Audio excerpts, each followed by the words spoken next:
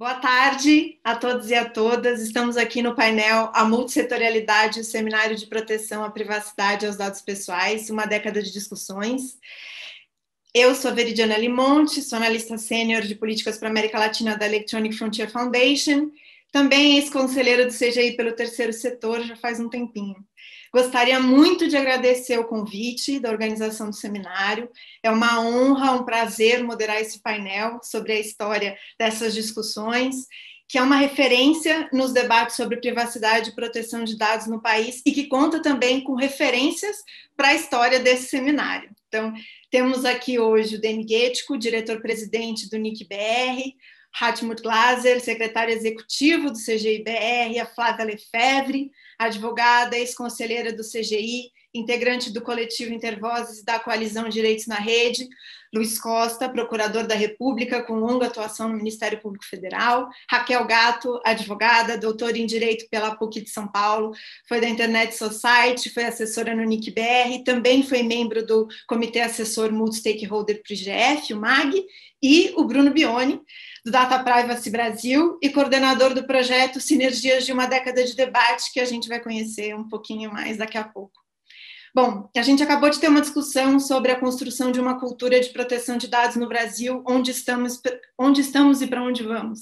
E é certo que o Seminário de Proteção à Privacidade e aos Dados Pessoais, realizado pelo CGI e pelo NIC desde 2010, contribuiu de maneira fundamental à construção dessa cultura, à qualificação do debate e à preocupação de não fazer dele só um debate da indústria, do governo, da academia, mas um debate de caráter multissetorial.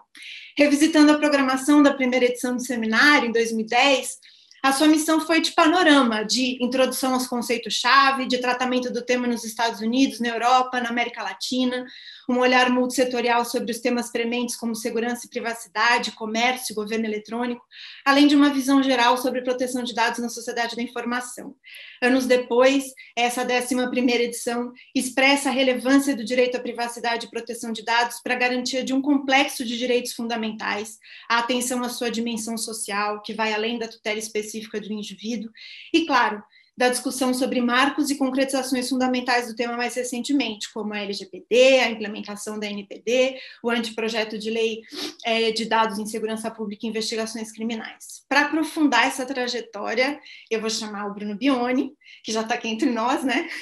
Professor do Data Privacy Brasil, para apresentar essa pesquisa do projeto que ele está coordenando, Sinergias de uma Década de Debate, o Seminário de Proteção à Privacidade e aos Dados Pessoais e a Lei Geral de Proteção de Dados brasileira, que é realizado pelo CGI-BR em parceria com o Data Privacy Brasil. Bom, primeiramente, boa tarde a todos e todas. Eu queria, antes de mais nada, agradecer muito pelo convite.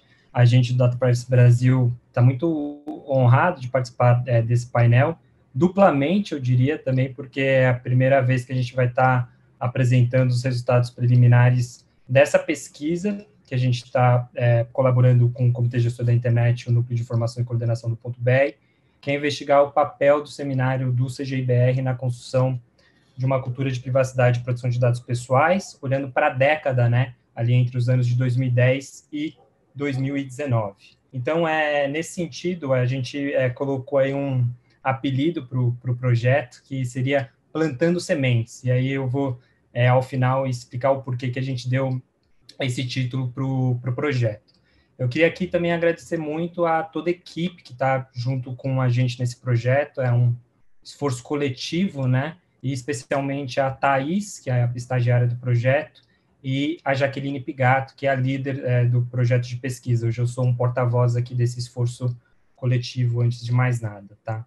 Bom, como o tempo ele é relativamente curto, eu acho que eu vou quebrar aqui um pouco os pormenores dos agradecimentos, mas mais uma vez dizendo que a gente está muito honrado de estar participando desse painel de encerramento, com a seguinte provocação, né? Por que a gente pensou, gestou, elaborou esse projeto de pesquisa que investiga o seminário como um todo e procura entender qual que é o papel dele na construção do próprio debate, de forjar a esfera pública, digamos assim, da pauta de proteção de dados pessoais no Brasil.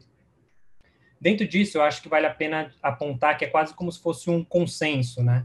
do que é a importância do seminário e da inegável relevância que ele tem para todo o debate de proteção de dados pessoais no Brasil. Seja na boca da audiência, eu peguei aqui esse post do LinkedIn do Cláudio, um colega, o seminário é quase como se fosse um portal de entrada para a pauta de privacidade e proteção de dados pessoais para muitas pessoas, né?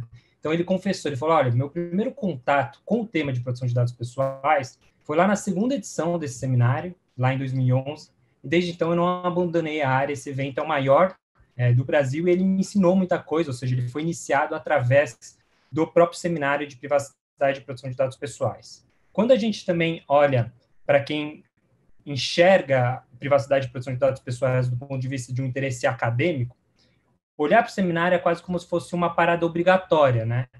Onde que ele deve ser, pelo menos, objeto de estudo.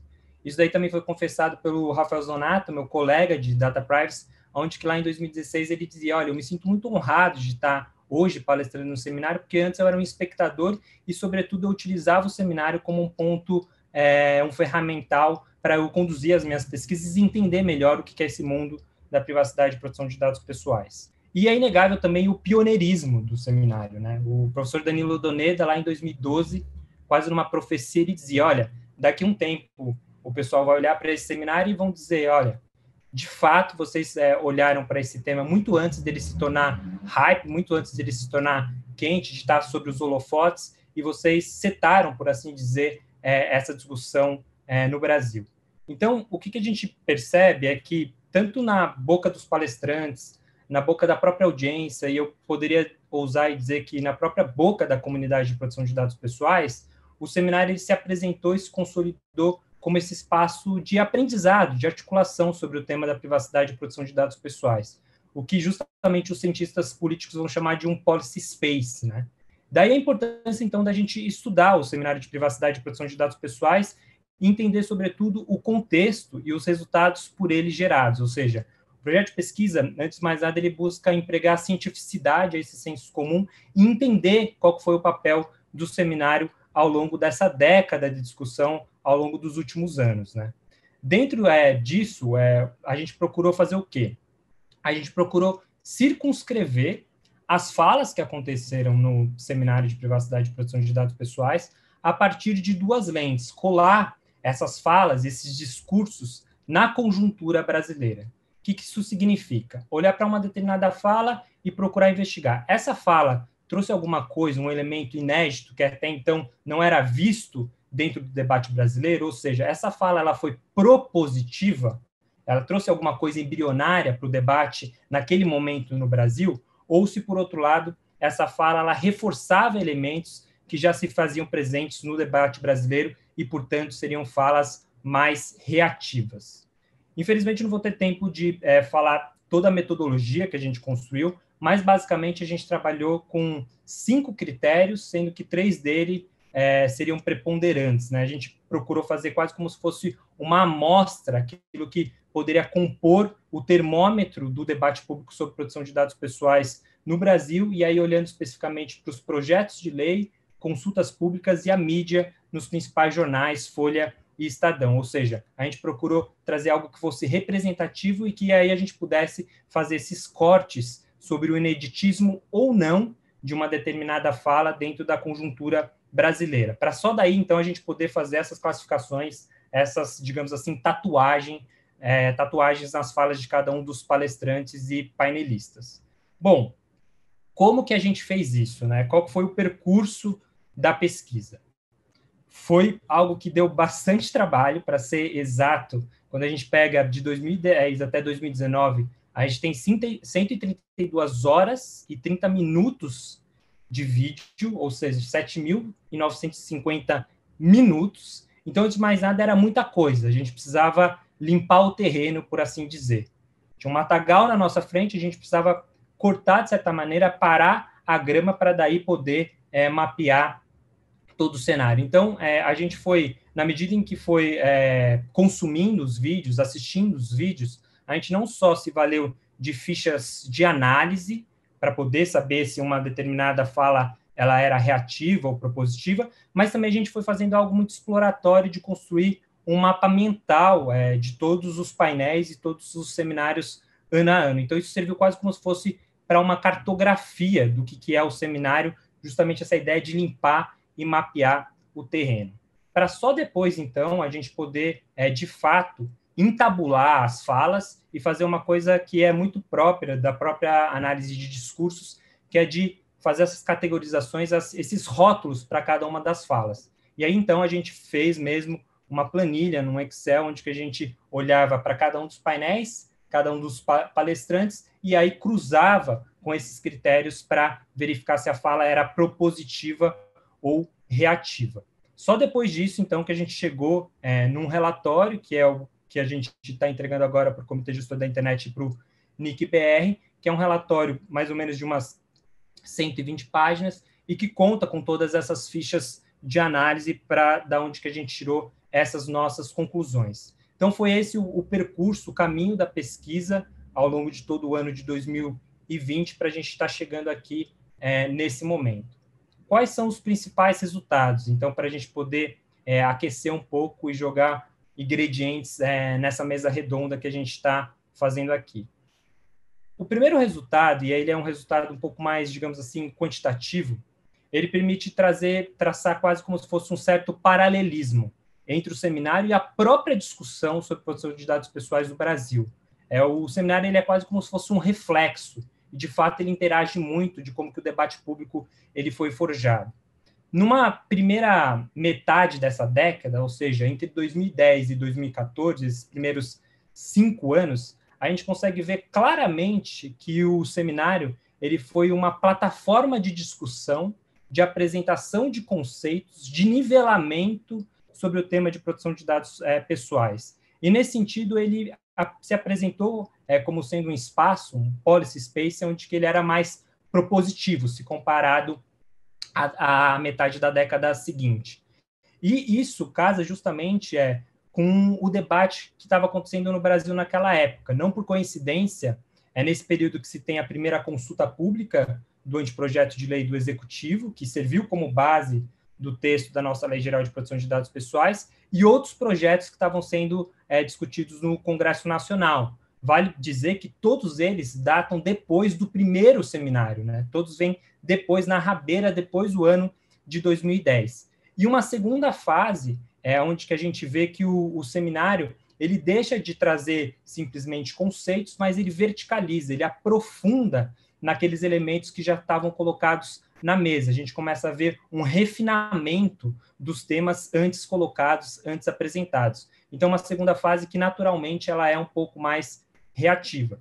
E não por coincidência, é justamente o período que coincide quando as discussões elas se tornam mais sofisticadas na própria esfera pública, né? Se a gente percebe a segunda consulta pública de 2015 do anteprojeto, ela teve um engajamento muito maior, a complexidade das contribuições, o sofisticamento de como que elas foram feitas, e também essa discussão começa a acontecer de maneira forte, com bastante tração, no próprio Congresso Nacional, né? Especificamente na Câmara dos Deputados, durante ali o período de 2016 e 2018.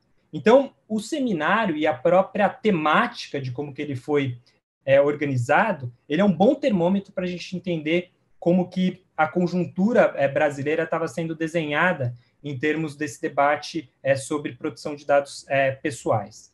Bom, e como que vocês devem ter notado, é interessante perceber que o seminário, ele, apesar de não ser quantitativamente mais propositivo, ele foi mais reativo, isso, inclusive, não confirmou a nossa hipótese inicial de pesquisa, ele se mostra algo que é muito particular quando a gente vai fazer a análise de discursos, que é entender como que o novo e o velho se complementam, né?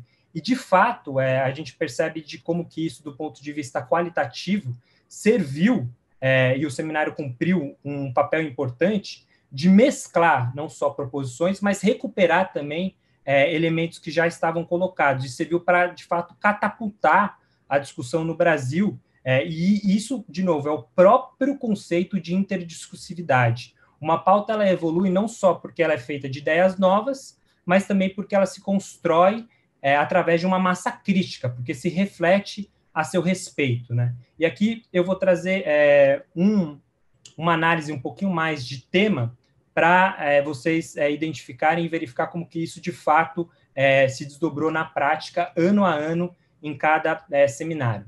Eu escolhi o tema de corregulação e multissetorialidade. O seminário ele é precursor em vários momentos e também ele vai reagir da maneira mais adequada e, digamos assim, no time correto para a discussão não se perder. No primeiro seminário, em 2010, o tema da corregulação já aparece nessa sessão 4.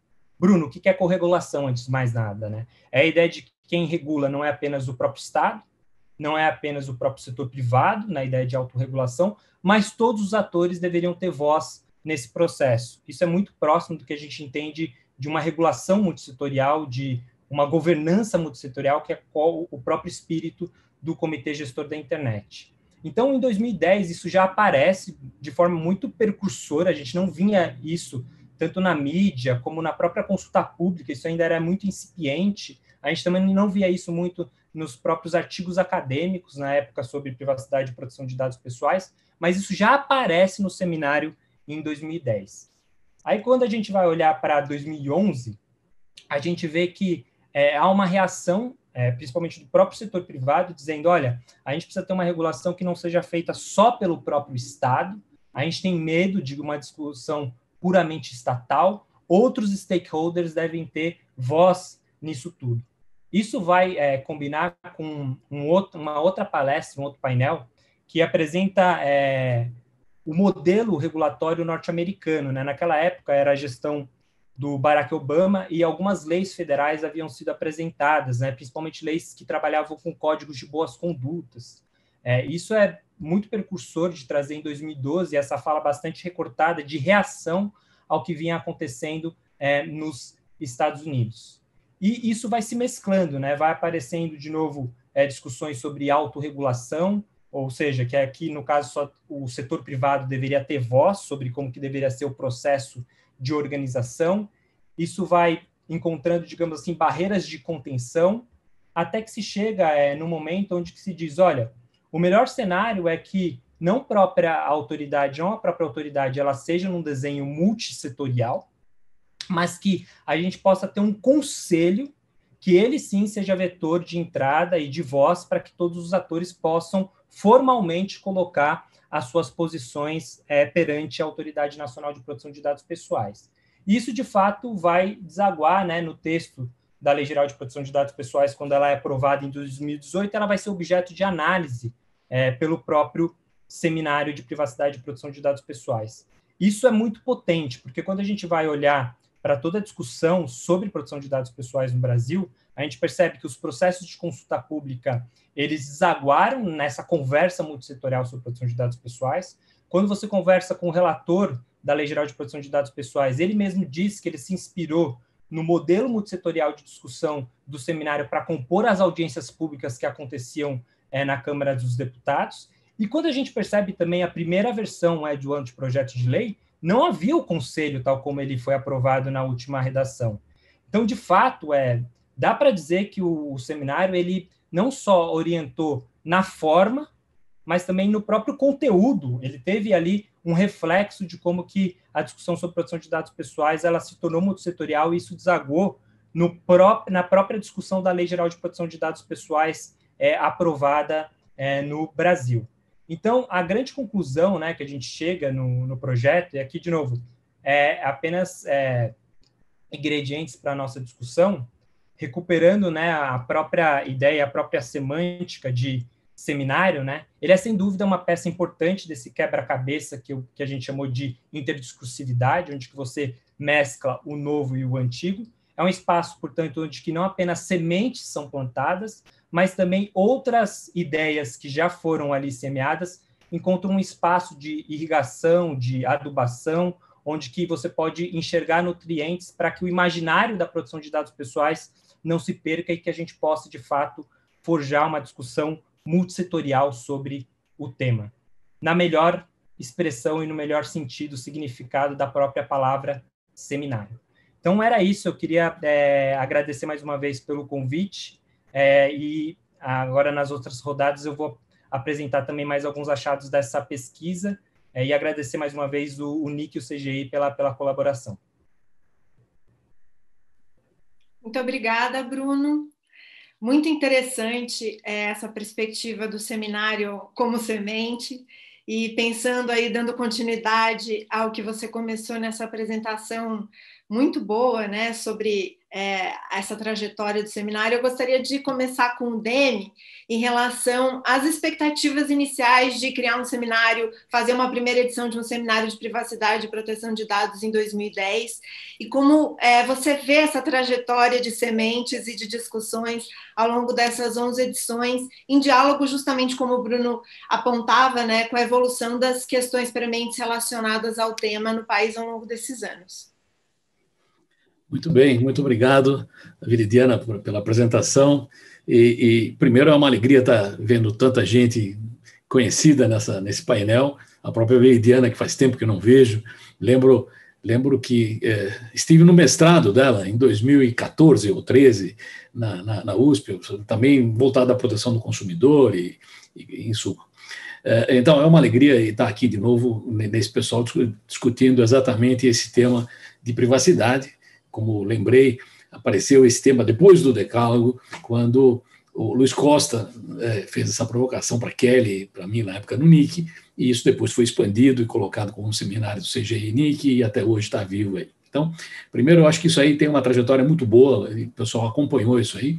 E uma analogia que me veio à cabeça agora, analogia tosca, como as demais em geral, é que se dizia no passado, e até acho que escrevi alguma coisa a respeito, que a internet evolui como anos de cachorro, porque o cachorro, cada 6 anos humanos, corresponde a um ano de cachorro, ou 7 anos humanos, ou coisa assim. Então, nesses 10 anos aí de seminário, esse é o 11º, nós devemos ter uns 60 anos humanos aí, transcorridos, tanto que, se vocês olharem esse tema, ele saiu de uma infância, onde se estudaram os conceitos, depois passou por uma discussão, uma adolescência, chegou à maturidade, temos agora uma lei, e vamos daí para frente agora aperfeiçoando isso. Então, a primeira coisa, inclusive isso ficou muito claro na pandemia, essa aceleração que a internet traz. Bom, em relação ao tema desse painel 8º, que fecha esse belíssimo seminário de novo, e eu acho que o comitê de programa está de parabéns pelo belíssimo programa que colocou nesse seminário. Nós temos a característica multissetorial está presente, como bem falou o Bruno, e desde o começo dos tempos nisso aí. Então, nós temos, só ver panelistas que participaram disso, mesmo o tipo do NIC que participou disso. Tem, evidentemente, a parte de direito, porque esse é um assunto óbvio, nós estamos falando de leis e coisas assim, mas nós temos também a parte humana, temos a parte técnica, né, do lado do NIC, por exemplo, a Cristine falou sobre segurança, aspectos tipicamente técnicos, da mesma forma que a Kelly e os demais falaram sobre a parte jurídica. Tivemos apresentações de gente de todas as áreas, por exemplo, posso lembrar a Patrícia Ellen, que trabalhou no projeto de Internet das Coisas, era da McKinsey e assim por diante. Então, está visível que o único jeito de tratar temas da internet é manter essa multissetorialidade com todas as vozes de todos os segmentos, tendo espaço e sendo ouvidas, né? O meu medo nisso, não nisso, mas na internet como um todo, é que essa abertura, que é ótima e que ninguém nega e que tem que ser, inclusive, expandida para todos. Ficou claro, nesse período de pandemia, que quem não tem acesso à internet hoje está muito prejudicado no processo geral, então é fundamental que todos tenham acesso. Existe, evidentemente, uma certa tensão, existe uma certa cacofonia, porque todo mundo fala, né? Um dia também falei outra analogia tacanha, dizendo que ninguém falava antes porque era tudo um esquema broadcast, poucos falam e muitos escutam. Hoje todos falam, o que é ótimo, mas, como se dizia no passado, quem nunca comeu melado, quando come se lambuza. Então, de alguma forma, a gente se lambuza hoje em falar coisas que é ótimo poder falar, mas que precisam ser colocadas com dose, com critério, para que a gente consiga fazer avançar o processo todo, e o processo cultural é o processo mais importante, como foi muito bem destacado em painéis anteriores. Então, o que nós temos aqui é o que parece uma oposição e uma tensão. A oposição em si é falsa, na minha opinião, mas a tensão é real, entre coisas como controle, segurança, transparência, privacidade, que são itens que tem que trabalhar em harmonia.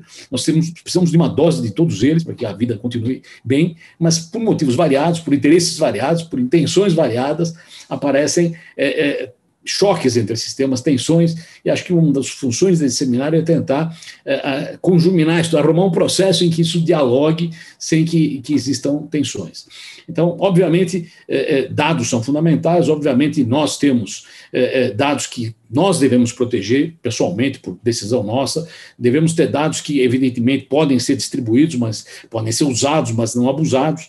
Existem coisas óbvias na internet. Se eu estou dirigindo no trânsito, eu quero saber qual é o melhor caminho, eu preciso dizer qual é a minha posição, senão não tem condições de saber qual é o melhor caminho, se não souberem onde eu estou. Da mesma forma que se eu vou comprar alguma coisa, numa loja que eu sempre vou, provavelmente ela sabe os meus gostos e pode saber qual é meu cartão de crédito e meu endereço, não preciso toda vez vai informar. Então, existem usos que nos trazem conforto, que nos trazem facilidade na vida. Mas esses usos podem virar abusos, e essa informação pertence a esse diálogo entre eu e o outro ponto de rede, mas não deve ser espalhado sem minha autorização, deve ser, agora a lei me dá uma ferramenta adicional para tornar isso ilegal.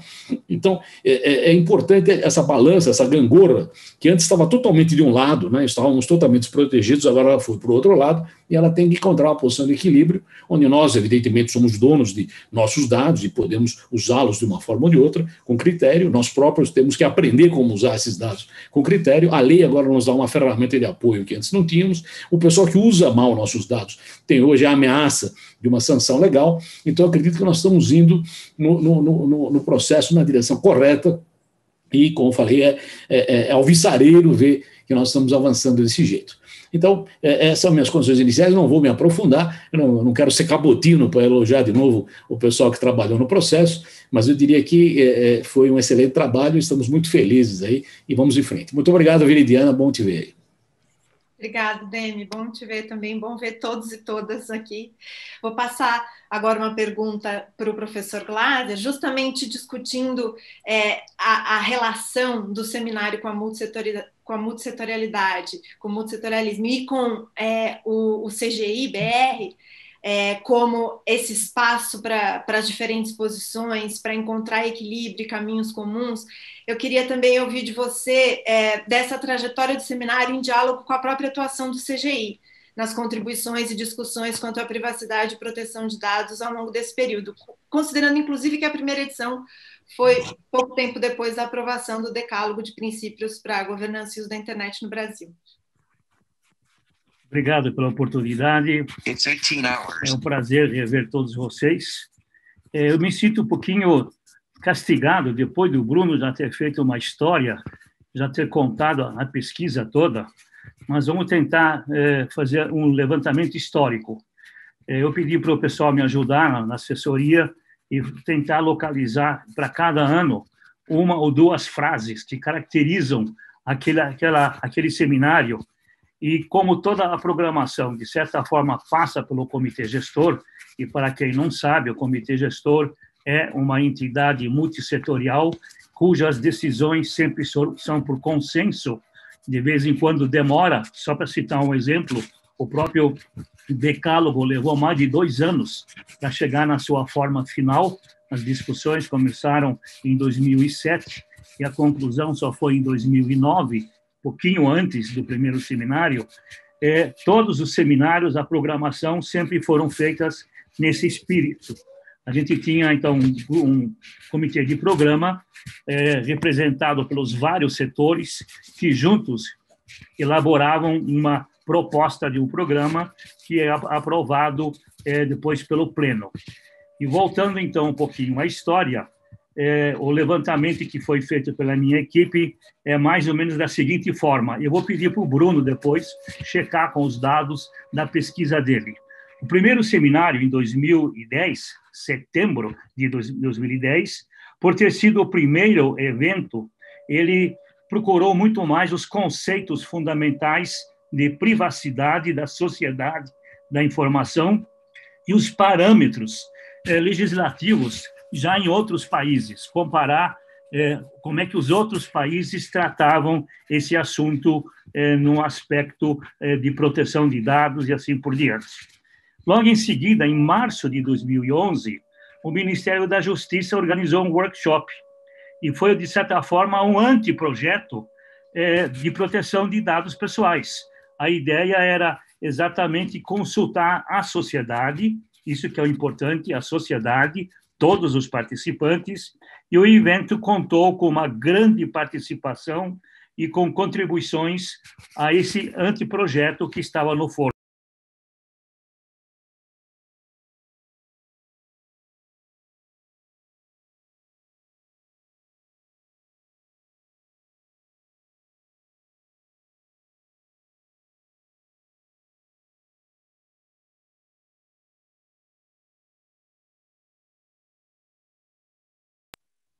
Desculpa, aqui caiu, mas voltou já, né?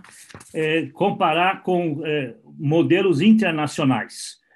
Por exemplo, as discussões na época, também foi mencionado pelo governo americano, com muita ênfase na área de saúde. Então, vieram muitas contribuições na área do campo da saúde, que, de certa forma, impactou o seminário do ano de 2011. Em 2012, na terceira versão, houve um debate muito forte, muito grande, outra vez na área da privacidade, mas usando as novas tecnologias, com ênfase nas novas tecnologias. E, com isso, começaram-se a formar cenários específicos e algumas propostas começaram a surgir exatamente na direção de uma proposta mais concreta. 2013 foi um ano histórico. Eu me lembro que em outros eventos eu falei que 2013 devia ter uma estátua no Brasil para o Snowden. 2013 teve o impacto de o impacto do caso Snowden, trazendo questões muito fortes ligadas à segurança de dados e também a privacidade dos dados como um direito fundamental, de certa forma, dando muito destaque exatamente na proteção dos dados, na investigação criminal, na constituição e na preservação da base de dados públicos e privados. Começou a se entrar um pouco mais a fundo nas perguntas e nas questões. 2014 apresentou, então, perspectivas e os desafios do direito ao esquecimento, chama outra ênfase que surgiu no seminário desse ano, despertando controvérsias envolvendo a liberdade de expressão e o acesso à informação. E houve muita discussão acerca do anteprojeto da Lei de Proteção de Dados Pessoais, que já tinha dado mais um passo adiante. Chegou 2015, muito fortemente influenciado pela segunda consulta pública, que o Bruno também mencionou, foi o anteprojeto da Lei de Proteção de Dados, com destaque para temas como as plataformas. O Ministério da Justiça lançou uma plataforma também, e aonde apareceram, então, discussões a respeito do conceito de dados pessoais, dados anônimos, a parte de consentimento, internet das coisas, surgiu o assunto criptografia, responsabilidade civil da cadeia de agentes do tratamento dos dados pessoais. A gente vai vendo ano a ano, ano após ano, um crescimento, um desenvolvimento e um aprofundamento cada vez maior da pesquisa. Chegando 2016, surgiram perspectivas setoriais da proteção de dados pessoais na economia, na área do crédito, na área da internet, o impacto regulatório do decreto de regulamentação do Marco Civil. Foi no ano que a Dilma regulamentou o Marco Civil. Pela primeira vez, houve um debate sobre o projeto de uma lei geral de proteção de dados no trâmite já no Congresso Nacional, levando-se em consideração que o Poder Executivo havia apresentado um projeto de lei, na época era o 5276, em 2016. A lei tomando forma, discussão ano após ano, e, de repente, surge um projeto já amadurecido que vai para o Congresso. Em 2017, finalmente, debate-se a garantia de direitos dos cidadãos, o incentivo à inovação e à promoção de uma gestão pública eficiente. Pela primeira vez, houve um debate internacional, multissetorial, sobre modelos de fiscalização e aplicação das leis de proteção de dados, e a partir francesa que nós trouxemos para participarem do evento. E depois, em 2018,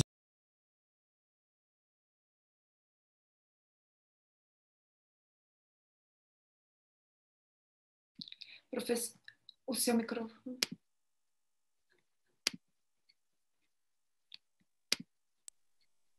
Houve uma interrupção outra vez? Agora pode concluir, por favor.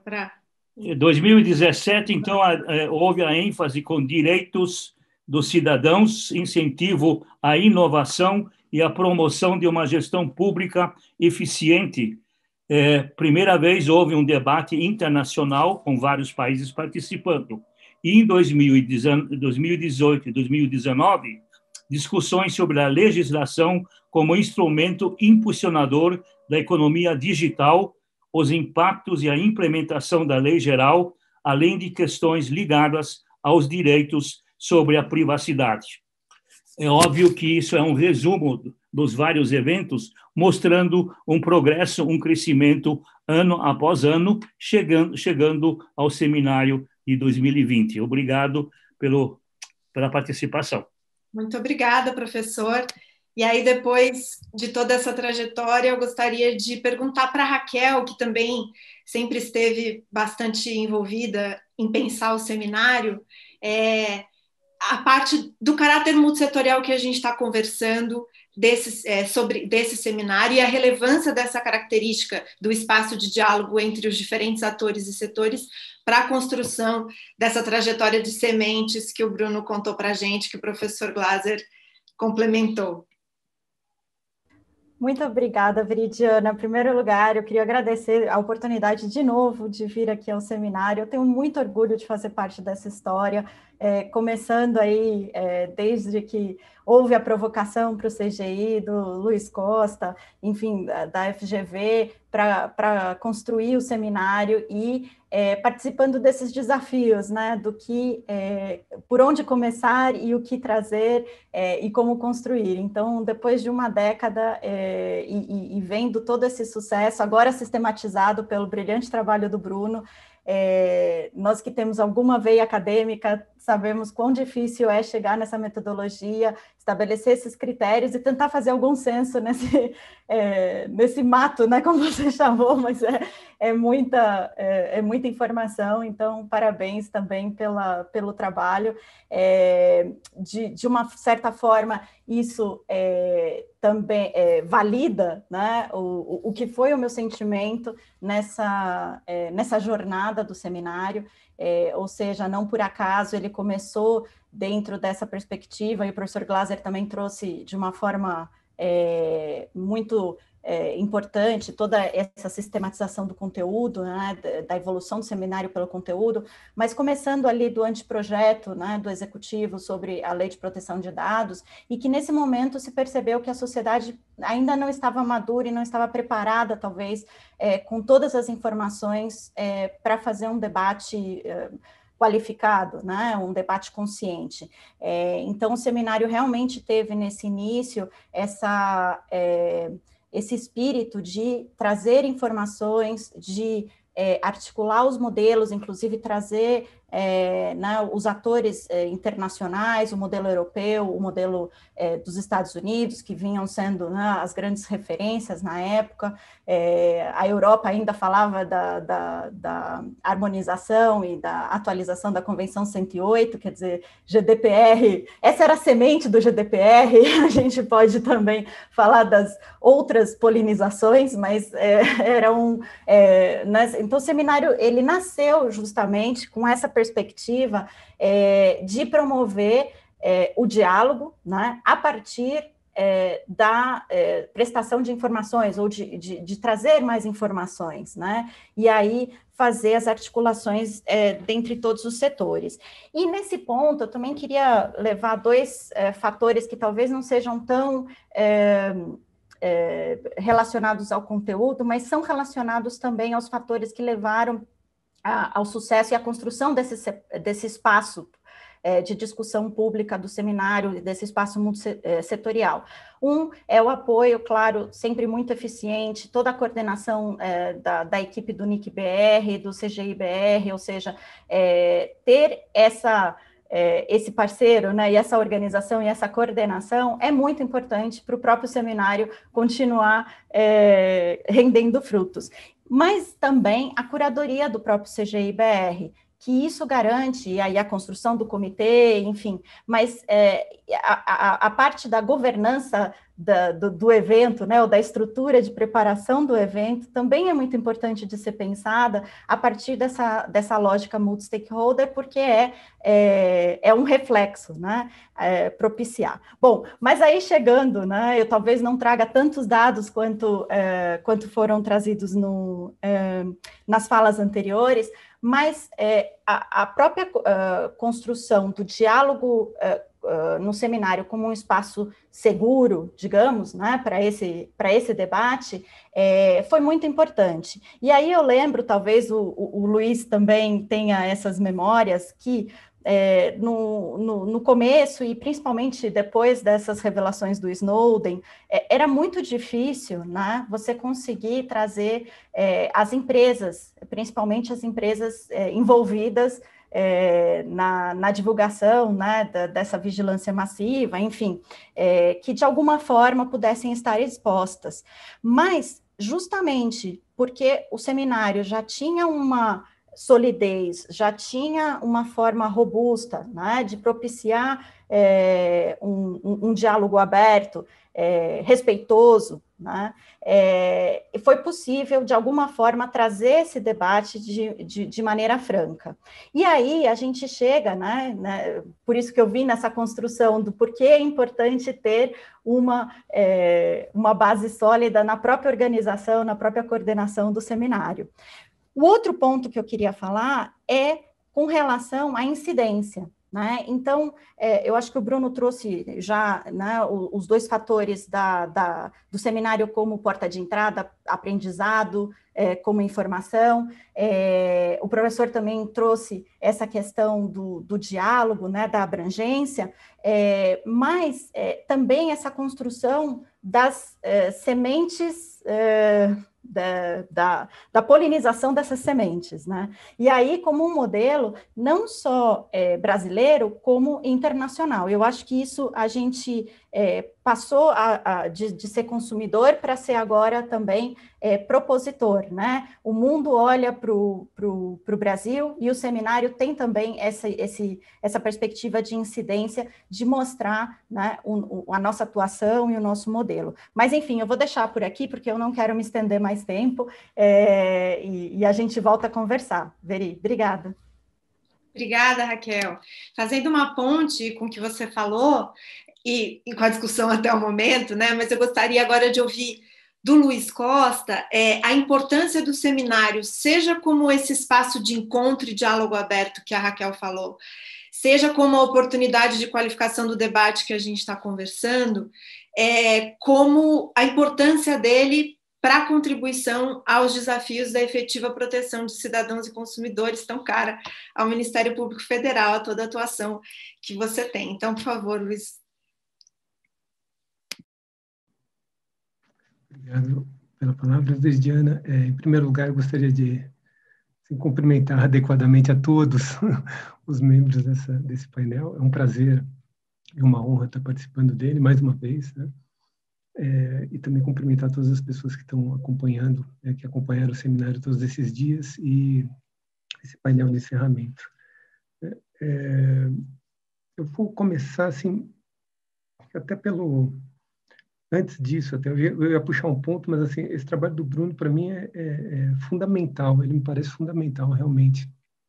É mais uma confirmação de que os temas que realmente importam, né, no âmbito de uma vida em comum, numa vida em sociedade, eles estão ali, né? Isso independe de ser uma pessoa ou outra, né, de carregar alguma bandeira ou fazer algo, que isso tá no ar, né? E é nesse sentido que acho que esses dados que o Bruno trouxe, né, consolidando ele mencionou uma coisa que, além de todos os dados objetivos, né, que foi a riqueza da pesquisa, justamente essa, esse imaginário, né, para mim, uma palavra que marcou foi justamente a de imaginário. E aí, retomando o início, a ideia, né, seminário, a gente está falando de seminário, de semente, né, ela partiu, voltando lá para 2009, 2010, ela partiu desse sentido de urgência mesmo, né, não de uma urgência, não de uma emergência, mas de uma urgência do assunto, pelo que, não só pelo que eu observava, mas pelo que todos, né, de alguma maneira, os especialistas, né, de todas as áreas já sentiam, ou já tinham gente aqui e ali, o próprio Danilo Doneda, mais especificamente na área jurídica, era um tema que ele já vinha acompanhando há alguns anos, e pontualmente algumas pessoas, mas que esse sentido de urgência em realmente iniciar um debate amplo, né? E particularmente da minha experiência, pensando em experiência profissional no Ministério Público, se eu pudesse fazer uma caricatura, boa parte do tempo a gente está na defensiva, né? É o gato e rato, né? A vida institucional muitas vezes é o gato e rato, né? É a máscara, é a posição que, assim, você não pode entrar num diálogo muito franco, porque finalmente, se você abrir demais, isso pode ser utilizado pelo adversário, seja jurídico, seja político, seja associativo, seja, né, o que for, né? Isso não é privilégio de área nenhuma. Então, essa abertura para o espaço, justamente, acho que esse exemplo que a Raquel trouxe, né, particularmente no momento em que tudo indicaria que, por alguma situação um pouco mais delicada, né, por conta de revelação de dados, né, de empresas que estavam ali por ocasião das revelações do Snowden, em que aquilo poderia indicar uma retração, não, isso se manteve justamente pelo fato de o seminário ter começado, ter se construído já nesse início como uma referência de um lugar de diálogo, de um diálogo aberto e franco. E consequente também, né? Acho que, de alguma maneira, a minha visão de direito ou é pessimista demais ou otimista demais, mas eu pressuponho que quando o direito é necessário, tem alguma coisa disfuncional já, né? Quer dizer, quando a gente precisa do uso da força estatal ou do sistema, é porque tem alguma coisa que poderia ter sido equacionada de alguma maneira, que não foi, então você precisa da força da lei. E consequente nesse sentido, porque eu acho que é uma história também que eventualmente pode ser contada, não sei se a pesquisa que o Bruno fez vai nesse sentido, eu imagino o quanto, né, dos diálogos, dos encontros nos networks, a cada seminário, né, o que isso foi rendendo aí de iniciativas de negócio, de iniciativas estatais, de iniciativas em proteção de cidadãos, né, de direitos em geral. Eu gosto de imaginar que isso seja uma possibilidade. Esse na falta de dados, é algo que eu gosto de imaginar, mas imagino que é algo plausível, pelo menos é o que diz a intuição. Do ponto de vista, e aí para não perder o fio da meada, né, para retomar o ponto que a Viridiana lançou, fundamental, claro, com relação ao consumidor e proteção do cidadão em geral, acho que é um tema que a gente pode voltar daqui a pouquinho. Eu acho que tanto do aspecto estatutário, né, essa proteção da lei, a lei dura que vem lá dizer isso pode, isso não pode, né, mas também na medida em que, dando mais essa cultura de proteção de dados, à medida em que isso vá se ampliando, é o consumidor na posição, não na posição de defendido pela lei, mas como agente autônomo e exigente, né, exigindo a observância de certos princípios. Isso também é válido. Então, eu vou encerrar por aqui, para não estourar demais o tempo, e a gente pode retomar um pouquinho mais sobre isso. Obrigado mais uma vez a todos. Muito obrigada, Luiz.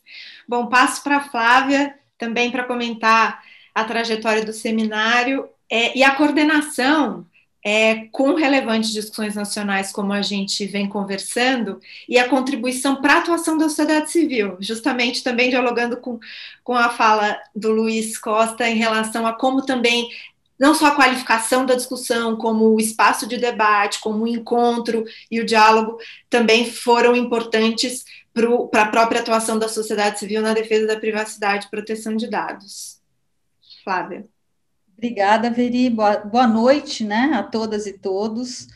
Bom, Veri, antes de tudo, eu quero expressar aqui a minha enorme alegria e honra de fazer parte aqui dessa mesa, com companheiros e companheiras, pelos quais, além de muito carinho, né, eu tenho uma admiração imensa pelo papel que eles desempenharam na definição do marco inicial, na verdade, né, como o Bruno mostrou com a pesquisa, né, do caminho que nos levou até a edição da Lei Geral de Proteção de Dados Pessoais, sem esquecer do Marco Civil da Internet nesse meio, que também já veio tratar de questões de proteção de dados e privacidade, né? E eu acho que é muito importante, muito claro de por que esse tema, né, ganhou a dimensão que ganhou, justamente dentro do âmbito do Comitê Gestor da Internet no Brasil, e eu acho que é justamente por conta de uma das características que eu acho a mais importante da configuração do CGI, que é o fato dele ser um organismo multissetorial e que, de fato, desde a sua origem, lá em 1995, né, veio integrando, né, as diversas visões e interesses dos agentes que estão envolvidos pelas atividades que acontecem na internet, né? E aí eu queria destacar aqui a importância, né, do NIC, que é o braço executivo do Comitê Gestor da Internet, para além da importância política do CGI, por ser um órgão de representação e multissetorial, por conta de que são as atividades do NIC que, de certa maneira, contribuem também, de certa maneira não, em muitas medidas, né, legitimam o papel preponderante que o CGI desempenhou de integrar todas as visões e o caráter multissetorial dessas discussões pelos trabalhos técnicos que o NIC desempenha na parte de segurança da rede, na parte até das questões de infraestrutura, né, que também terminam se relacionando com isso, com a questão das pesquisas que foram feitas. Então, a gente tem o CEPTRO, a gente tem o CETIC, a gente tem o Projeto X, quer dizer, a gente tem contribuições extremamente relevantes que consolidam, né, o CGI e o NIC como um espaço, como um piso de sustentação para, por exemplo, uma das primeiras contribuições que já foi referida aqui, o decálogo de princípios de governança da internet, que já traz a referência à universalização de acesso, ao caráter não discriminatório que a internet deve ter e que está relacionado com a questão da proteção de dados, com a liberdade de expressão, enfim, com a neutralidade da rede, enfim, com uma série de aspectos que terminaram sendo debatidos, né, num âmbito multissetorial e que contribuíram, inclusive, para os segmentos representados no CGI se apropriarem de toda essa discussão, né, e de fermentar e melhorar as discussões a respeito de proteção de dados pessoais. E aí não vou falar do que tudo já foi dito pelos meus companheiros e a Raquel que me antecederam.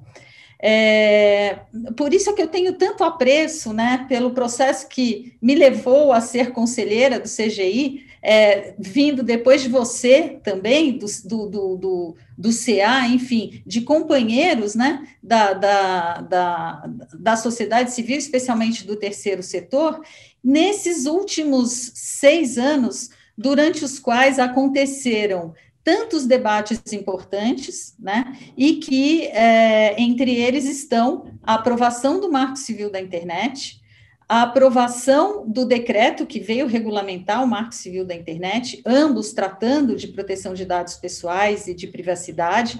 Está expresso, né, no Marco Civil que dos pressupostos de condições do uso da internet é a proteção e a privacidade, a proteção de dados pessoais e a privacidade, e de a gente continuar nesses próximos anos, aí que vem pela frente, de implementação da lei, que também foi aprovada nesses 6 anos aí que eu estava, e de a gente contar com companheiras eleitas agora, como a Bia Barbosa, a Laura Tresca, o Rafael, enfim, de pessoas que vão continuar integrando e fazendo parte dessa discussão tão importante, principalmente agora, né, com a aprovação da lei, que quase não saiu agora em 2018, né, a aprovação não, a entrada em vigor, ela foi aprovada em 2018, mas a gente corria o risco de ela não entrar em vigor agora, né, e agora, neste momento crítico, né, de implementação da Autoridade Nacional de Proteção de Dados Pessoais. Eu quero lembrar que para aprovação da Lei Geral de Proteção de Dados Pessoais, né, houve não só uma coalizão Direitos na Rede de nós, 40 entidades da sociedade civil, do terceiro setor, mas constituiu-se uma coalizão de vários segmentos, né, sociedade civil, empresas, academia, e que foi fundamental para a gente conseguir não só a aprovação da lei lá em 2018, uma coalizão muito ampla, e eu tenho certeza, porque eu estava dentro do CGI, que o CGI desempenhou um papel fundamental para que essa coalizão pudesse funcionar, né? Mas, novamente agora, quando essa coalizão toda foi fundamental para garantir que, de fato, a lei entrasse em vigor neste momento tão crítico em que a vigilância amplia por conta de medidas de saúde pública decorrentes da pandemia e que levam, mais do que nunca, a necessidade de a gente ter uma lei geral de proteção de dados pessoais e, infelizmente, não contamos, né, ainda com a autoridade de proteção de dados pessoais devidamente constituída, o que seria muito importante que acontecesse agora. Eu queria fazer um retrospecto, né? Lembrar que todos esses temas específicos de privacidade, como eu já disse, eles estão contemplados pelo Marco Civil da Internet, e a atuação da sociedade civil, tanto nas consultas públicas anteriores ao anteprojeto chegar no Congresso Nacional, todas essas discussões que aconteceram nos seminários foram fundamentais para qualificar as contribuições que as entidades da sociedade civil deram nesse processo de fato e que foram relevantes, e eu acho que isso vem muito da contribuição do CGI, né? A gente tem que lembrar que no Marco Civil da Internet, já nos artigos 7º, 13 e 15, né, que tratavam do consentimento, né, para uso de dados pessoais, a guarda de dados, de registros, né, de aplicações e de conexões, ali houve uma discussão intensa na sociedade e a gente estava qualificado para essa discussão muito por conta do que a gente angariou naquele caldo de cultura que se construiu, que se fez e cozinhou nos seminários de proteção de dados pessoais promovidos pelo CGI. A mesma coisa na época em que o anteprojeto de lei da Lei Geral de Proteção de Dados Pessoais chegou de novo no Congresso em 2016, né, com o Orlando Silva coordenando as mesas de debate, você também, participamos de várias mesas de debates, e a gente viu mesas multissetoriais, mesas multidisciplinares, o quanto a contribuição que esse seminário deu foi importante para qualificar toda essa discussão, e depois as discussões, infelizmente, né, a partir do momento em que a gente entra num período político do país mais tumultuado, né, com impeachment e troca de governos, etc., que também interferiram né, no processo de aprovação dessa lei, mas que nós conseguimos sustentar justamente porque a sociedade civil estava integrada, os setores envolvidos, setores terceiro setor, empresarial, academia, integrados, deram sustentação apesar das instabilidades econômicas, políticas que o nosso país atravessou nesses últimos 5 anos, né? Aí, lembrando, assim, do que a gente participou, né, e discutiu nesses anos todos, esses temas todos foram discutidos, né, nos seminários, foram discutidos também todos os pontos e as dúvidas a respeito da entrada em vigor em maio de 2018, né, da GDPR, que também teve uma influência grande na discussão e nos debates que corriam, que aconteciam da LGPD no Congresso, e muito também desses debates foram intermediados pelos seminários do CGI, e nos últimos meses, agora, quando a gente estava debatendo se a lei ia entrar ou não em vigor agora, né, que foi bastante tenso, a gente corria o risco de não conseguir. E aí, a questão que eu acho crítica, que eu acho que é a principal que a gente vai enfrentar agora, e eu lembro que no seminário de 2019, eu perguntei para o representante do MCT, olha, eu queria saber qual é a possibilidade do presidente da República vetar, né, a Autoridade Nacional de Proteção de Dados Pessoais na lei, e de estabelecer essa autoridade por uma medida provisória e com interferências do GSI. Bom, infelizmente, eu estava revendo, né, foi uma pergunta que eu fiz, e meio que essa coisa aconteceu, né? Então, nós estamos agora assistindo, infelizmente, a NPD dentro da estrutura da Presidência da República, por conta de uma medida provisória, com a estrutura regimental dessa autoridade definida por representantes de um gabinete de segurança do poder público, da Presidência da República, com a militarização dessa agência, e essa nossa organização, né, da sociedade civil, muito em torno desse seminário, e esses dias de seminário mostram isso, vão, espero, continuar nos habilitando para seguir em frente e defender esses direitos que a gente conquistou. Então, fico por aqui, desculpe se passei um pouquinho do tempo, e vamos em frente. Obrigada. Obrigada, Flávia. Muito obrigada. Bom, a gente tem uma pergunta para o Bruno, considerando a apresentação dele também, e ele tinha algumas considerações adicionais da pesquisa, então eu já vou te fazer a pergunta, Bruno, e aí você emenda com as outras questões que você queria tratar. A pergunta é, ao longo da pesquisa, foi possível identificar quais os pontos principais de discussão que mais influenciaram a LGPD? E depois você segue. Pode ir. Obrigado, Veri. Então, acho que um dos pontos, eu queria recuperar essa fala final da Flávia. Eu acho que o seminário, de fato, ele deu essa alma de multissetorialidade para a discussão toda da proteção de dados pessoais, do início ao fim, né? É muito sintomático isso, porque tanto o nível de multissetorialidade de cada painel, ele só cresce ao longo dos anos, quanto que também ele serve como essa plataforma, né, que, na verdade, tem um repeteco também nas consultas públicas, né?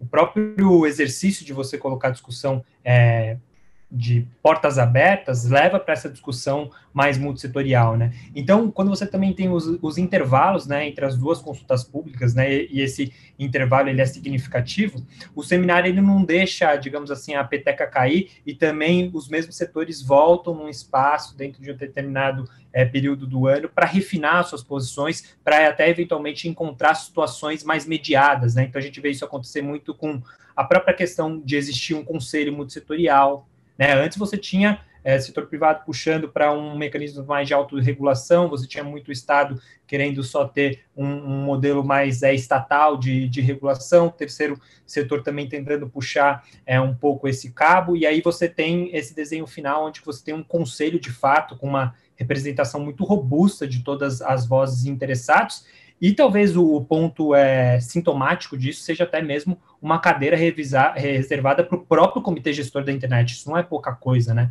dentro do conselho, ou seja, é uma confissão de que realmente o CGI teve esse espaço de legitimidade por tudo isso, e muito inspirado também na fala que a Flávia fez, que no final a gente viu realmente uma coalizão multissetorial, andando literalmente de mãos dadas dentro do Congresso Nacional, falando todo mundo quer essa lei, porque essa é a situação mais mediada que a gente pode encontrar. Então, acho que esse é o grande, assim, achado da pesquisa, porque, de fato, a gente vê que ele é esse espaço mesmo, onde que sementes são irrigadas, gestadas, adubadas, e também onde que você, muitas vezes, traz ideias que não vieram do seminário, mas que encontram no seminário um espaço para recuperar e para poder sofisticar todas essas questões. Outras, por exemplo, como criptografia, para não deixar o Demi triste, né? Ele adora criptografia. Criptografia é um tema que aparece no primeiro seminário e já tem ali um quê de alerta, olha, pode ser que no futuro criptografia seja entrincheirada, né? Então, em 2010 já tem esse alerta, chega em 2016 a gente sabe que explode, né, a questão de regulação sobre criptografia, vai parar no STF, e esse ano a gente tem o início do julgamento já com voto bastante sintomático do Fachin, inclusive onde que o NIC e o CGI foram aceitos como amicus curiae, né? Então, o seminário ele nunca deixou a criptografia de lado, inclusive ia fazendo o alerta de que, eventualmente, essa importante tecnologia ela poderia ser, digamos assim, encurralada, né? Então, criptografia, multissetorialidade, a própria Autoridade Nacional de Proteção de Dados Pessoais foram temas altos. Eu farei essa última ressalva.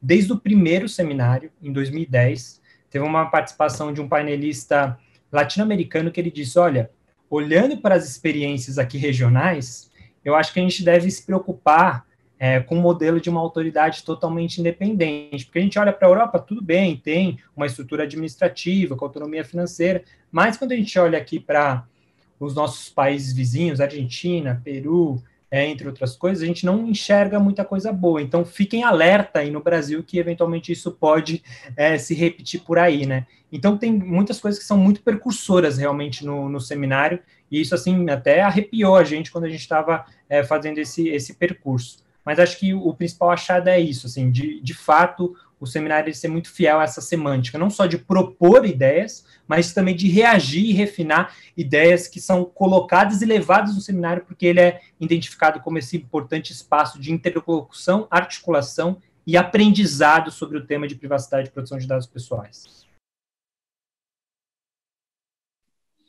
Obrigada, Bruno. Bom, então, agora a gente passa para os momentos de considerações finais, pensando em toda a conversa que a gente fez aqui e do seminário como esse espaço de... E do seminário como esse espaço de aprendizado, de interlocução e também de encontrar caminhos para tensões, coloco como uma provocação nas considerações finais, também pensar o futuro, né? O que também é importante, o que vocês veem como importante, considerando os desafios que a gente tem pela frente, seja no tema, seja em todas as implementações da NPD e da LGPD que a gente tem no Brasil, para o seminário seguir sendo esse espaço de aprendizado, interlocução e contribuição. A gente pode começar com o Demi. Olá, muito bem. Tivemos uma excelente apresentação da história, o Bruno falou, a Flávia, o Glaser, a Raquel, o Luiz Costa. Eu acho que praticamente esgotamos a parte da história do multissetorialismo desse seminário. Então, vou mudar meu final para um final mais liano, usando o fato que estamos num momento diferente, nós estamos num momento de uma pandemia. Aliás, foi interessante verificar os efeitos dela sobre a internet, sobre os nossos aplicativos. Inclusive, recomendo que vocês deem uma consultada nos painéis que o Nick preparou sobre pandemia, por exemplo, como ela afeta a parte da educação, como afeta a parte cultural e a busca por serviços. Até porque até o próprio ajuda para você se virar na pandemia precisava da internet para você poder pedir. Então, se você não tem acesso à internet, é difícil você pedir ajuda para sobreviver à falta dela. É uma espécie de laço, de nó que você tem que desfazer. Então, a primeira coisa que eu diria é que, diferente dos dos seminários anteriores, que nos colocavam intensamente em contato, e, portanto, você tinha expressões faciais, corporais, era mais fácil você entender qual era o espírito de cada coisa. Nós estamos hoje num momento diferente, o virtual, e, por sorte, a internet nos permite fazer isso. Perdemos alguma coisa, perdemos talvez muita coisa, mas temos uma outra coisa boa. Eu, por exemplo, não pude acompanhar todos os painéis, acompanhei vários, não pude acompanhar todos, mas do jeito que foi feito isso, primeiro eu posso fazer isso sob demanda, então eu não preciso acompanhar na hora. Eu vi, por exemplo, o anterior, que foi muito, muito bom, e vários outros foram muito bons, eu posso, os que eu perdi, rever. Então, a primeira coisa que eu queria dizer é que temos um lado positivo disso, que é a gente acertar o tempo do seminário ao nosso próprio tempo, de forma que eu posso fazer isso no meio da noite, posso fazer de manhã, posso fazer a hora que der, e isso é uma vantagem que a internet nos traz. Para contrapor, a internet nos traz, digamos, coisas positivas e negativas. Uma negativa, eu diria, uma dependência dela, que eventualmente nos põe numa situação de comodismo. A gente não precisa pensar muito, não precisa agir muito. Até o exemplo que eu dei outro dia foi com essa história de notícias. Antigamente, nós cavávamos a informação para nosso uso. Hoje, desgraçadamente, a informação nos encontra automaticamente. Quer dizer, eu estou parado aqui, a informação chega até mim porque algoritmos decidiram que eu quero aquela informação e ela virá para mim de alguma forma. Então, nós temos que criar mecanismos de defesa contra isso. Até eu propus que desenvolvêssemos anticorpos contra isso, para saber o que é a informação correta e o que não é. Mas, indo em direção, digamos, ao que nós vemos no futuro, em relação à Lei Geral de Proteção de Dados, ao Marco Civil, tudo que o CGI e o NIC têm batalhado para que acontecesse, eu acho que nós temos agora um arcabouço que precisa ser moldado às necessidades de cada um de nós. Como bem foi citado, existem necessidades técnicas, certamente, por exemplo, criptografia é uma coisa muito importante para a privacidade, e temos que defender a existência. O Bruno comentou bem isso, é um dos pontos que eu tenho carinho por, quer dizer, manter a criptografia como a internet gerou e propiciou a todos de uma forma muito simples, tem que ser preservada. Então, é importante que a parte técnica, como você protege dados, como evita que eles vazam, etc. e tal, beba na fonte da LGPD e a gente use isso para ir em frente. Isso também afeta a parte de governo. Os governos também têm dados, precisam tomar cuidado com os dados. Claro que eles têm mais dados do que uma empresa, é razoável isso, mas isso tem que ser protegido e vimos casos graves aí de vazamentos, temos que tomar cuidado com isso. A parte legal, obviamente, a parte legal não é minha área, mas é óbvio que o pessoal que é operador do direito tem que se adaptar à nova lei e ver como é que isso é feito no espírito dela, e não, eventualmente, numa linha que pode ser interpretada de uma forma ou de outra. E finalmente, eu acho que a última coisa fundamental é que nós, como indivíduos, participantes da internet, possamos tomar mais ciência dos riscos que corremos, de evitar expor dados inutilmente, de saber que nós temos, evidentemente, autonomia sobre nossos dados, mas existem usos e abusos, não devemos ser levianos com isso, porque uma leviandade nessa área pode ser recuperável depois. Então, nós também temos muito a aprender com a lei geral, ela vai nos dar um rumo, uma bússola do que nós podemos fazer, do que não podemos fazer, sem perder as vantagens que a internet traz. Finalmente, a lei geral não é sobre a internet, é sobre dados. Então, não só a internet tem que respeitar isso, mas todas as instâncias sociais brasileiras têm que respeitar a lei, e a gente fica feliz de ter agora um instrumento tão importante como esse. Agradeço de novo a participação, foi um painel muito interessante, obrigado a todos. Obrigada, Demi. Cláudia, suas considerações. Voltando a 2010, a gente não tinha nenhuma ideia do que ia acontecer em 2020. E se a gente olha esses 10 anos, eu acho que houve uma atração mútua de interesses de realmente proteger a privacidade, proteger os dados. Houve uma série de soluções não previstas, mas que, de certo modo, nós estávamos lutando para ter algo comum. Os exemplos todos que foram citados das coligações, o terceiro setor, o modelo multissetorial, e eu consigo imaginar que daqui a 10 anos nós vamos ter surpresa de outra vez olhar para trás e cada ano detectar alguma coisa que marcou de uma forma especial. Eu acho que é um processo que não termina, nós não chegamos ainda no ponto final. Eu me lembro de um colega da USP que há muitos anos atrás disse o seguinte: nós estamos no olho do furacão com a internet, mas nós não sabemos para onde esse furacão vai nos levar. E eu arrisco dizer, ele falou isso, acho que foi em 95, 96, que nós continuamos numa caminhada que não conseguimos imaginar os resultados todos. A grande tranquilidade que podemos ter, pessoas bem intencionadas, trabalhando de forma unida, vão conseguir acompanhar esse desenvolvimento de uma forma positiva. E o meu grande sonho, o meu grande alvo é ver o Brasil totalmente integrado, permitindo acesso à internet livre, aberta, de tal forma que possamos alcançar os rincões e todos realmente terem acesso a essa ferramenta. Depende de nós. Nós precisamos manter essa coesão. Eu acho que a Flávia tocou em alguns assuntos delicados, mas a gente tem dados para poder prosseguir e enfrentar os desafios. Se não houvesse desafios, a vida não teria graça. Então, vamos prosseguir nessa caminhada e eu acho que nós temos muita esperança em ver frutos muito positivos, ano a ano, crescendo, saindo, multiplicando e fazemos parte desse processo. Obrigada, Glaser. Raquel? Obrigada, Veri.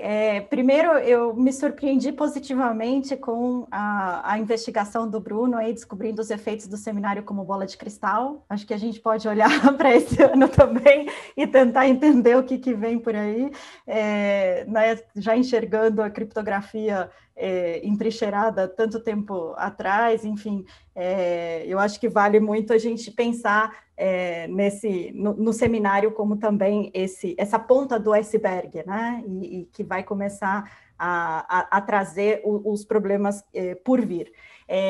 Mas eu queria colocar dentro dessa perspectiva, já vimos a longa história do seminário, e enxergar o que ele pode construir, né, no futuro, e eu colocaria 2 pontos. Seguindo na linha do que a Flávia falou, né, da importância do seminário como esse espaço de encontro, de conjunção, né, e até de potência para você poder propagar as posições, defender. Eu acho que sempre foi a lei, agora a autoridade e de certa forma, a fiscalização de uma autoridade de fiscalização, né? Então, essa proposta do seminário, claro, já consolidado como uma referência, como um espaço de diálogo, mas crescendo nessa perspectiva de monitoramento, né? E acompanhamento desses temas e validação com os vários setores e com a sociedade, dos caminhos que são seguidos, né? Mas além, claro, do mandato que essa autoridade tenha, né, os efeitos dela e a execução passa pela sociedade, e aí vem o seminário com já com esse espaço estabelecido, né, e o processo construído e que pode ser aumentado, digamos, nesse monitoramento. E aí, nessa mesma linha, o segundo componente aí para a evolução do seminário passa pelo que o Luiz começou a mencionar, né, a perspectiva, bom, ele mencionou o consumidor, eu vou mencionar como o cidadão comum, né?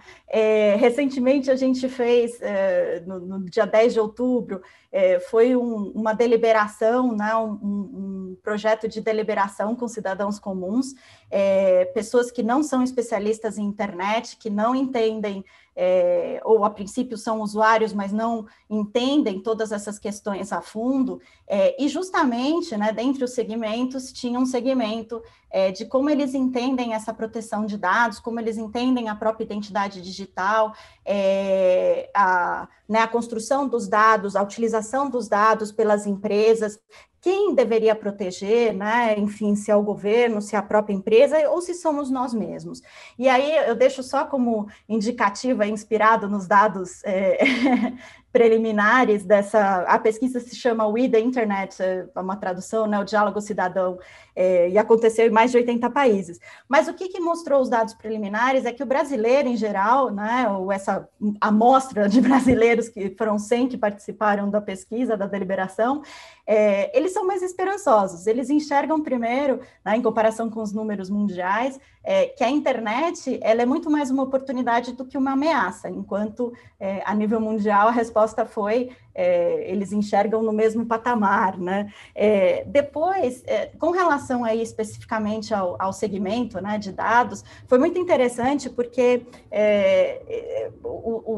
os participantes, eles se demonstraram conscientes até certo ponto, né, da sua própria identidade, mas muito desconfiados no sentido de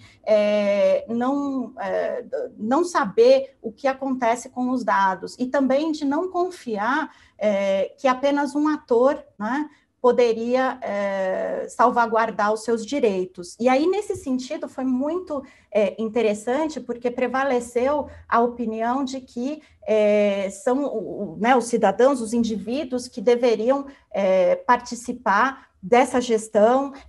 Eles acreditam fortemente nesse empoderamento, né, vamos dizer assim, dessa construção da própria o arcabouço e a salvaguarda da proteção de dados. Então, mais do que os setores, né, eventualmente pensar nessa inclusão e nesse empoderamento dos cidadãos. E aí eu deixo só como também dos resultados, né, depois de todo o evento, depois de passar, enfim, informações, e eles tiveram um dia de deliberação, de discussão sobre esses dados, né, como resultado, mais de 70% né, declarou que eles descobriram, enfim, conheceram coisas que eles desconheciam com relação à proteção de dados, e mais de 50% falou que ia compartilhar menos dados, ou seja, a coisa não pode parar por aí. Acho que agora vem a outra metade, né, que também respondeu que gostaria de participar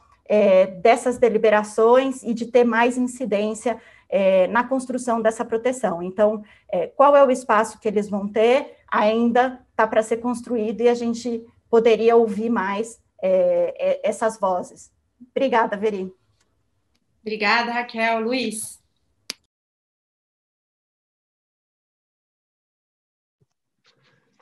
Então, só para, antes de ir na direção para frente, olhando para trásmente, né, como diria o Rodrigo Paraguaçu, estou pensando para trásmente, e aí um pouco na linha do que o professor Glaser estava lembrando de algumas frases, alguns episódios, me ocorreu uma, estava aqui verificando, em 2013, isso mais no histórico do seminário, houve uma carta, eu tive acesso a uma carta, então, do secretário-geral do Conselho da Europa, uma carta dirigida, então, ao Ministério da Justiça, na época, convidando o Brasil para participar da Convenção 108 de Proteção de Dados.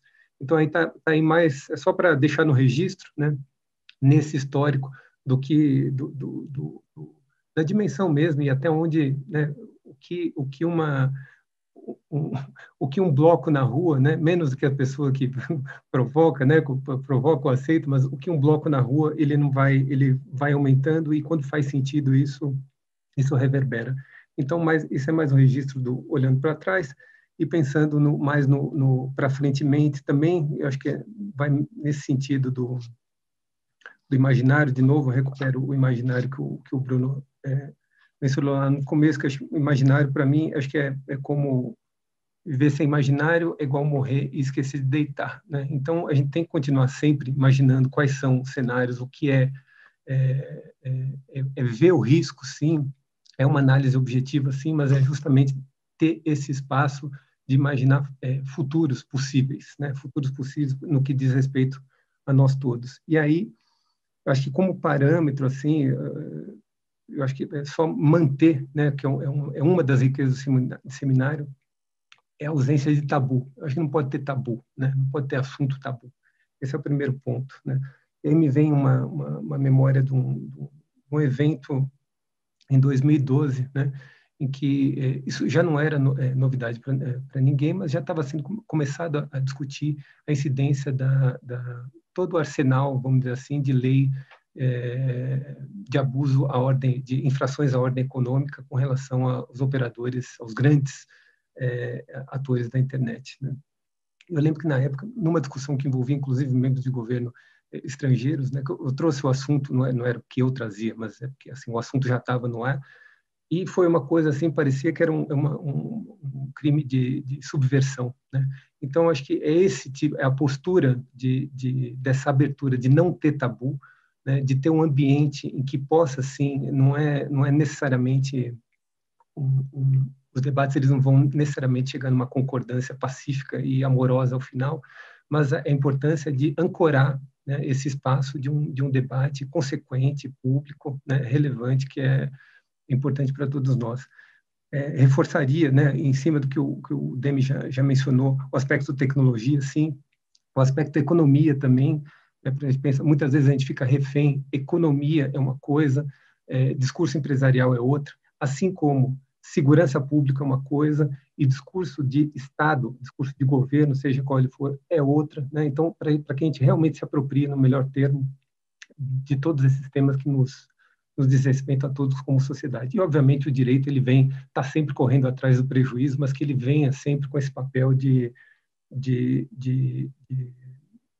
ajudar, na medida do possível, a pacificar os conflitos. Então, longa vida ao seminário, né, para que ele continue sendo nesse espírito de corrida, de revezamento, né, que o futuro venha trazer cada vez mais pessoas com energia e com vontade de prosseguir, e é isso.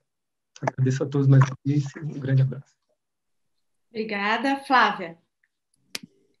Então, eu acho que o nosso desafio, né, é que a gente agora, para fazer face ao grau reduzido, né, de autonomia e de independência que a Autoridade Nacional de Proteção de Dados ficou por conta dos percalços políticos que o país passou nesses últimos anos, a minha esperança é que a gente possa persistir, né, na defesa do caráter multissetorial da regulação, porque, afinal de contas, apesar de tudo, a autoridade saiu com um conselho multissetorial dentro da sua estrutura, né,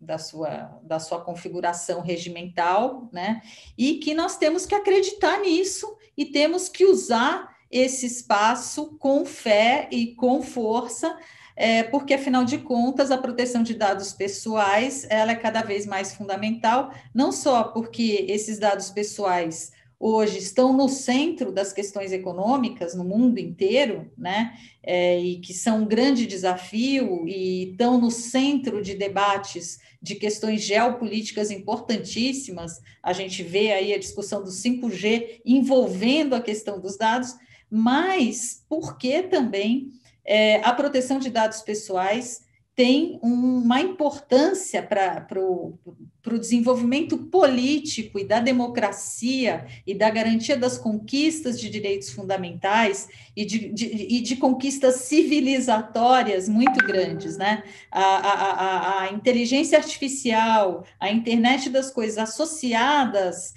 à utilização, tratamento de dados pessoais, elas são, sim, um risco imenso que demandam uma organização muito grande da sociedade. E um outro aspecto, né, além da gente acreditar nos espaços institucionais multissetoriais que a gente tem, que a gente conquistou, não é o ideal, é o que temos para hoje, mas eu acho que a gente precisa engrossar, e o NIC tem isso, tem esse espaço, e talvez ampliar a coordenação com a sociedade civil, do que eu acho que hoje é fundamental, que é habilitar o cidadão, né, para, de fato, entender o que significa a proteção de dados pessoais.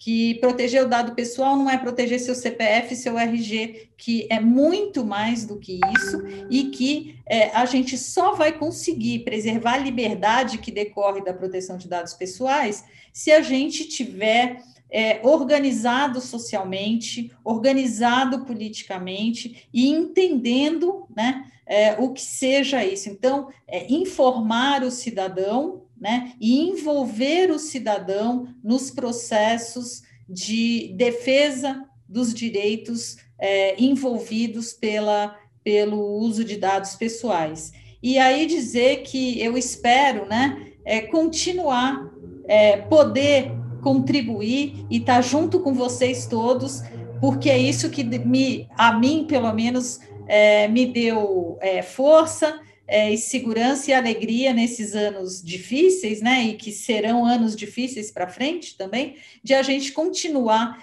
perseverando e, de fato, contribuindo para que a gente continue para frente e não retroceda nas nossas conquistas. Obrigada.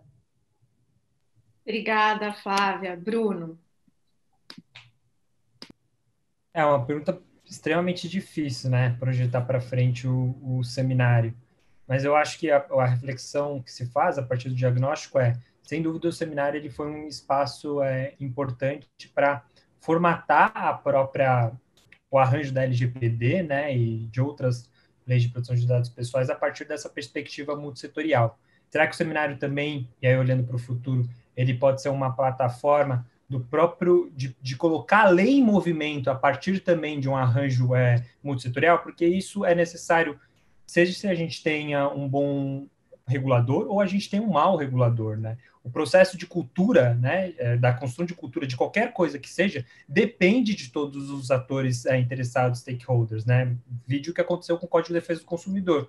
Quando o setor privado internaliza isso e vê que isso pode ser um diferencial, quando o terceiro setor cada vez mais dialoga com a sociedade e encampa processos de conscientização, e o seminário também pode dar caldo para tudo isso. Quando a própria academia também sai do seu silo e conversa com todos os setores, faz pesquisa que vai para além, né, dos bancos acadêmicos e procura encontrar um vocabulário adequado para isso. Quando também o governo interage, você consegue, de fato, criar uma política pública. Então, desenhar qualquer perspectiva de um processo de cultura de proteção de dados pessoais no Brasil necessariamente vai envolver uma discussão multissetorial. Então, acho que o seminário, olhando para o futuro, ele pode ser uma peça fundamental nisso tudo. Olhando ainda o que o seminário pode ainda olhar e causar um pouquinho mais para frente, eu acho que o grande achado da pesquisa, que inclusive a nossa hipótese inicial não se confirmou, isso não tem nada de pejorativo e, pelo contrário, é profundamente científico, que o imaginário das coisas de proteção de dados pessoais não se faz apenas com ideias novas, mas também quando você reflete sobre ideias antigas e você consegue criar essa crítica, esse caldo, né?